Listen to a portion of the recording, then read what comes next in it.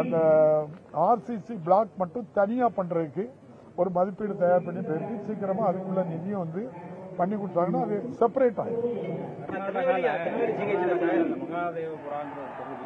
மட்டுமே 1.5 லட்சம் வாக்காளர்கள் மோடி வாக்காளர்கள் இருக்கிறதா ராகுல் காந்தி குற்றச்சாட்டார். தொடர்ந்து வந்து இந்தியாவில் 25 கோடிகள் 30,000 ஓட்டுகள் குறைவாக பிஜேபி நல்ல வாக்குகளை ஏற்படுத்தி கொடுத்தது. தேர்தல் கமிஷன் பாரதிய ஜனதா கூட்டாக இதை செய்ததாக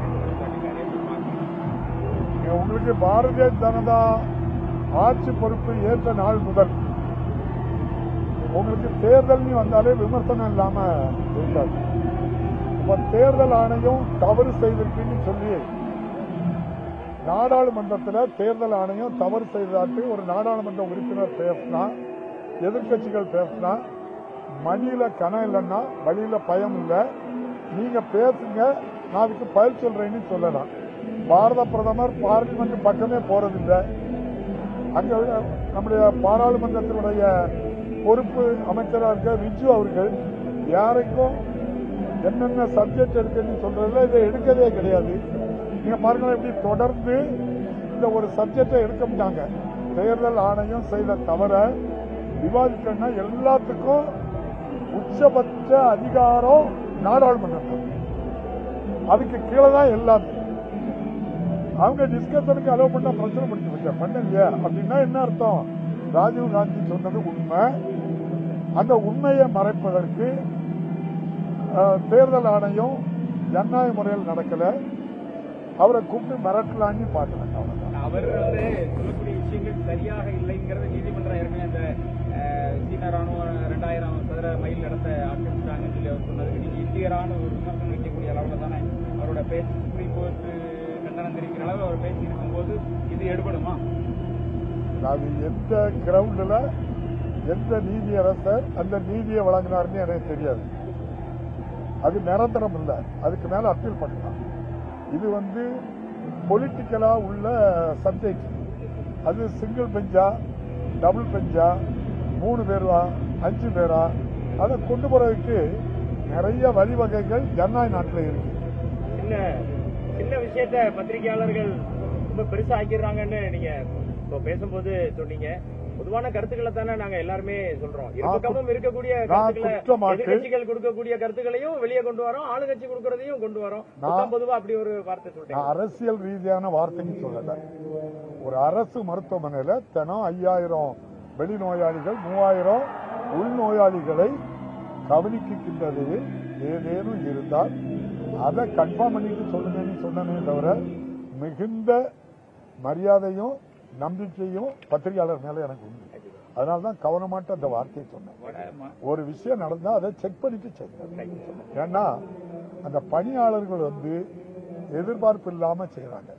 நீங்க யாருக்கிட்டையாவது காசு தந்தாதான் உனக்கு நான் செய்வேனா அப்படின்னு சொல்லல அவங்க. அப்ப அப்படி இல்லாம ஒரு அர்ப்பணிப்பு உணர்வோடு பணியாற்றவங்களை கட்டி கொடுக்கணும் நம்ம, அவ்வளவுதான். ஏன்னா 5000 சாமானியம் தான் இங்க வராங்க. ஒரு நிலைக்கு மேல உள்ளவங்க எல்லாம் அவங்க விருப்பப்பட்ட மருத்துவமனைக்கு போயிடுவாங்க. அதனாலதான் அவங்களை என்கரேஜ் பண்ணுங்கன்னு தான் சொன்னேன். நான் வேற இன்னும் தவறாட்டு பத்திரிகையாளர்கள் வட மாநிலத்தவர்களோட வாக்கை பெற்று திமுக வந்து மீண்டும் வந்து ஆட்சி அமைப்பதற்கான முயற்சியை வந்து மேற்கொண்டிருக்கு. வட மாநிலத்தவர்களுக்கு வாக்குரிமை பெற்றுக் கொடுப்பதற்கு திமுக வந்து தீவிரமா முனைப்பு காட்டுது. நம்ம பண்ணாரா? அவரு இப்போ இருக்க இடத்துல அவர் என்னெல்லாம் செய்ய வேண்டியிருக்கு தெரியுமா? பாரதிய ஜனதா கட்சி ஒரு ஆளை கூட்டணியில சேர்க்கணும்னா ஒண்ணு என்ன செய்யணும்? அச்சுறுத்தணும், இதுல சேரணும். இன்னொன்னு ஆசை காட்டணும், இதெல்லாம் தாரீங்க. இன்னொன்னு ஐயா ஓபிஎஸ் மாதிரி அவமானப்படுத்தணும். இத்தனைக்கு மேலாக சதி பண்ணணும்.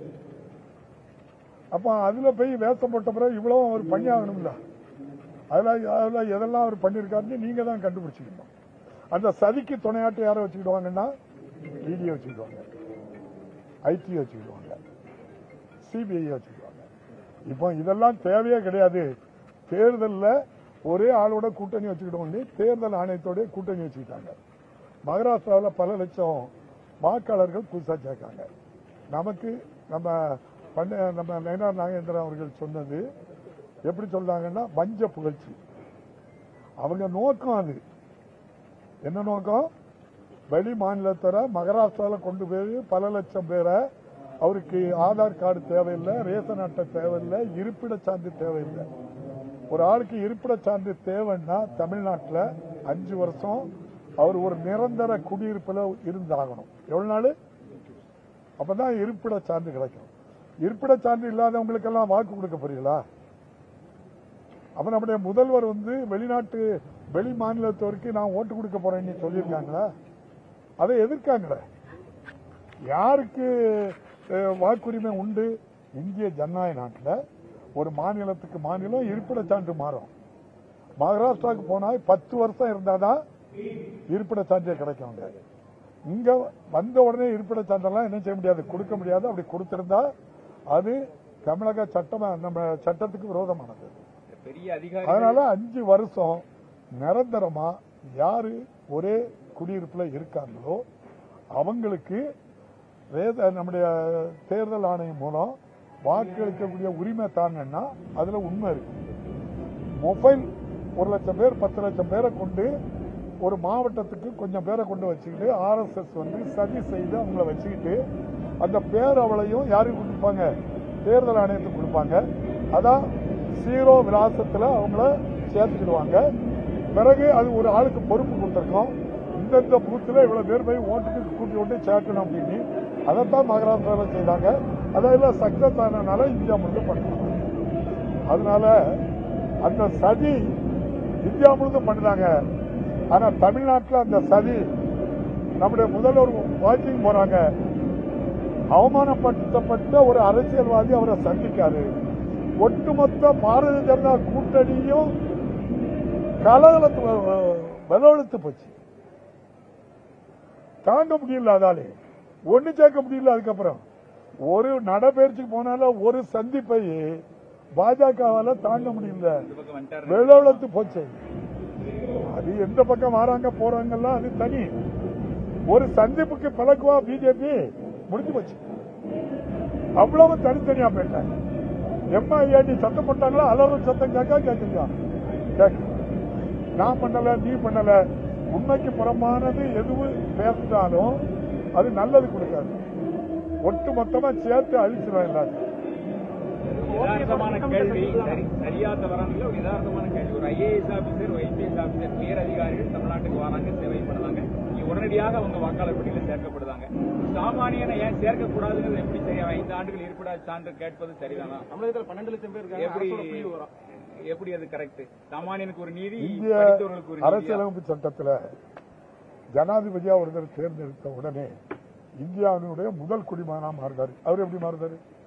நேற்று வரை ஒரிசால இருந்த அந்த முர்மு அம்மா என்னைய போல ஒரு மெம்பர் இன்னைக்கு இந்தியாவினுடைய முதல் குடிமகன். எப்படி அந்த அதிகாரம், அந்த பதவி, அது இந்திய அரசியலமைப்பு சட்டம் கொடுத்திருக்கக்கூடிய உரிமை. அந்த உரிமை தான் நடக்கே தவிர வேற எந்த தவறும் அதுல இல்லை. சட்டம் ஒழுங்கு ரொம்ப கீழே போயிருச்சு அப்படின்னு சொல்லி தாழ்ந்து போனதாக சொல்லி பார்க்காங்க சொல்லுது. அதற்கு ஏற்றால் போலதான ஒரு காவல்துறை அதிகாரி யூனிஃபார்ம் போட்டு வந்தா முன்னாடி பயப்படுவாங்க.